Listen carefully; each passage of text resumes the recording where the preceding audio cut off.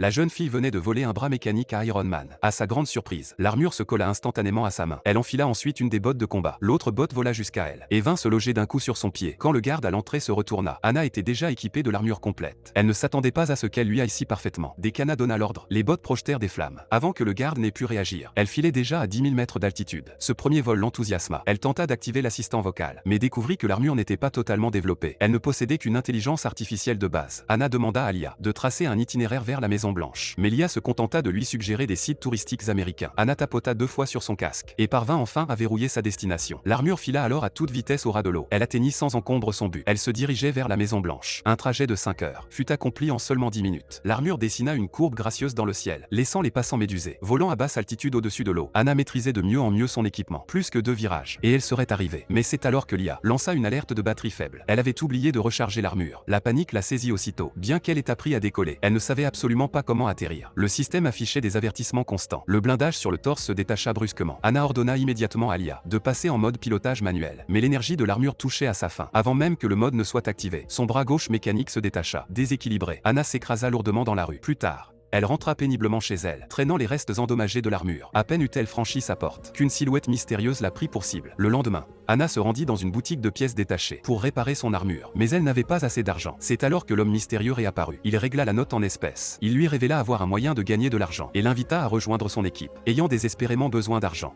Anna accepta sur le champ. Elle ne se doutait pas un instant qu'elle venait de tomber droit dans un piège soigneusement tendu.